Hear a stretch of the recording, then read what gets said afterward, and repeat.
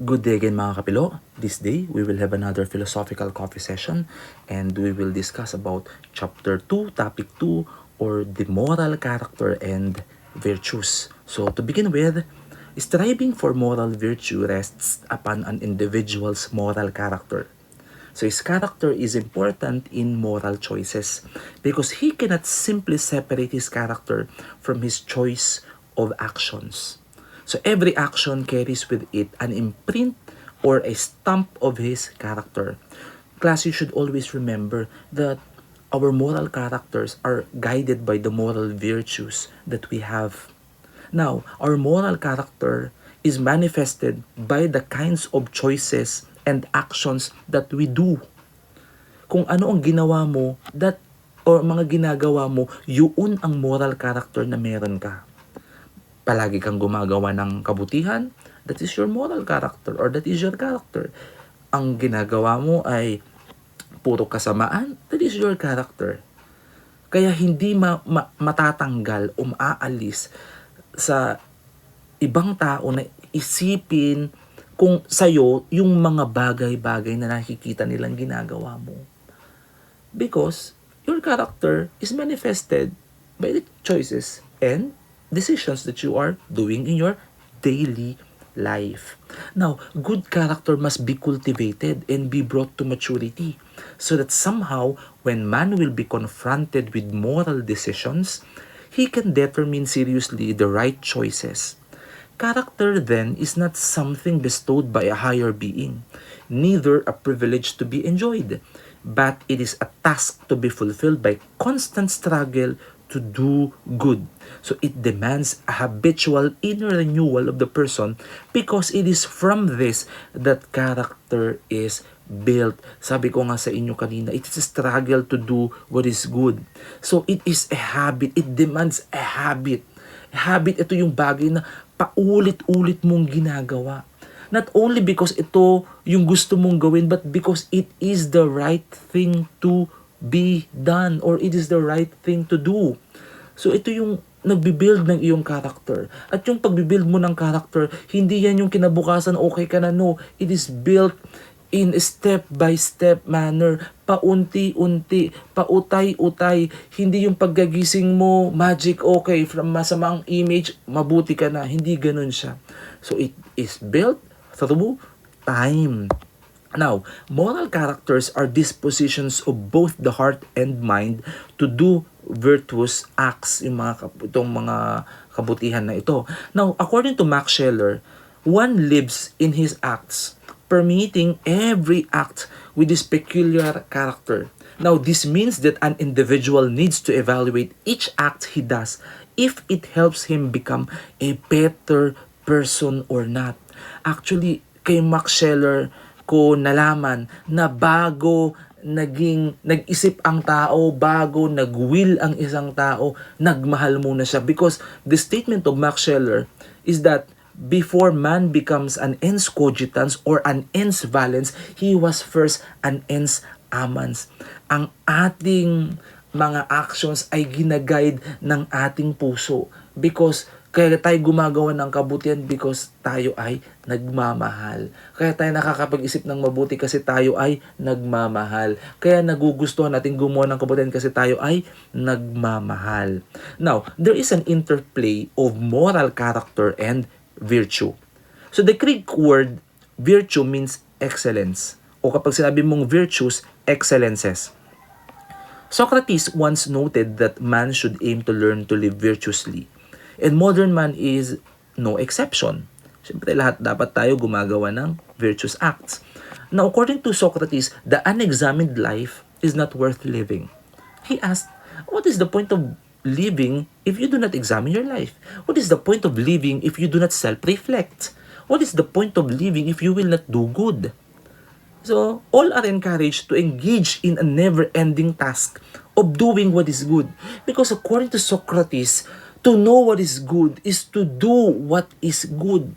Kung alam mo na ito'y mabuti, dapat ginagawa mo na yung kabutihan.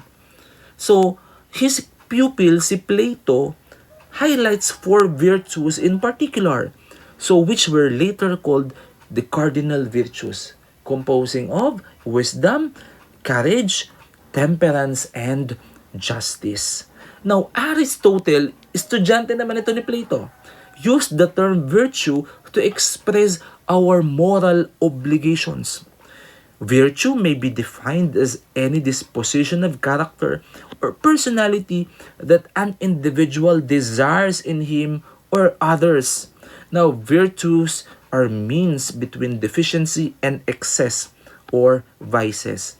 Now, he warns that we should avoid these vices and focus on the mean or virtue, which is such as right reason declares it to be. So paano ba itong mean na tinatawag, which is in the middle of a deficiency and ng isang excess?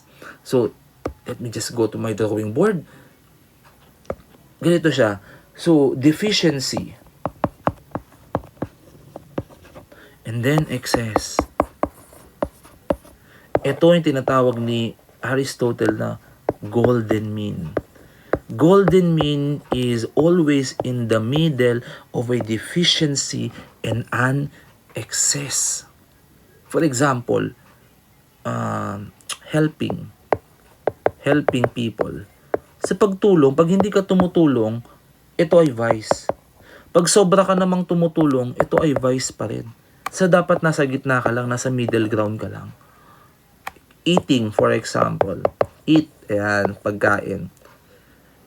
Dapat nasa gitna ka lang, eat in moderation. Kasi, if you will not eat, or if you will eat, if you will lack in eating, o may deficiency ka sa pagkain, or kakain ka naman ng sobra-sobra, excess naman sa pagkain, it's a vice. So, dapat nandito ka lang sa gitna. Ito, studying. Ayan. Nag-study pa ba kayo? Dahil sa online classes, or sa blended learning. Pag hindi ka nag-aaral, it's a vice. Okay. Pag excess naman nag-aaral, it's also a vice. Dapat nasa gitna ka lang. So, hindi kukulang, hindi rin siya sosobra. So, anuman ang kulang, anuman ang sobra, ang sabi ni Aristotle, masama. So, dapat nasa gitna ka lang palagi. Golden mean. That is the golden mean. Okay. Iba yung golden mean sa golden rule, ha? Now, let us go back there. Sabi dito, character development guides actions. In order to be of good character, then, once one knows the good, one must also desire it, or must desire the good. So, actually, it's not enough to desire what is good. But, when you desire it, then you must do it. When you know it, you should desire it, then you should do it. So, ganun dapat. The will must desire and incline itself to do the good. Our conscience guides us to judging right or wrong actions. But that needs training and informing also. Conscience needs to know the good and to be listened to in order for us to act according to it. Sabi ng virtue ethics which focuses on virtue, dapat daw we aim eudaimonia. Eudaimonia is translated into happiness, well-being, or the good life. In order for us to achieve this good life, dapat we must be doing good. In order for us to be happy and to attain well-being, dapat we must do good. So, yan, and our conscience will guide us in order for us to do what is good. Kasi kahit na gusto natin gumawa ng masama paminsan-minsan, our conscience will tell us, hindi dapat ginagawa. Kasi alam mo naman ang consequences ng magiging actions mo, for example. Or meron namang mga ibang tao, yung natotolerate na nila yung conscience nila. Class, you should always remember, doing the good thing is a habit. And doing the bad things is also a habit. Kasi pag paulit-ulit mong ginagawa yung kabutihan, and it becomes a habit to you. So, nagiging normal na lang ginagawa mo yung kabutihan, not because you want to do it but because it is the right thing to do. Ganon din sa kasamaan kapag paulit-ulit mong ginagawa yung masama, paulit-ulit kang nangongopya, paulit-ulit kang nangungupit, paulit-ulit kang nagnanakaw, for example. So, nagiging normal na sa'yo at parang wala na lang sa'yo yung pagnanakaw, yung pangungupit, pangungopya.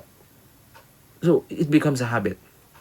So, virtue should be a habit and virtue actually is a habit. So class, I hope you have learned something about this simple lecture video that I prepared. So for any questions, my students in ISU Kawayan, I feel free to ask me. And also for the students of Professor Gab Luna, Mr. Renimar Luyon, Mr. Jason Colocol, and Mr. Lovi Palmera of ISU Kawayan, please feel free to also ask your instructors or pwede rin sa akin. And of course, sa students ni Mr. Res Janro Bautista of ISU Kabagan, you also do the same. So I hope class that we will meet next time for another lecture video. And ako ang inyong kapilo, si Mr. Christian F. Gonzalez. So God bless everyone. Keep safe everyone, class.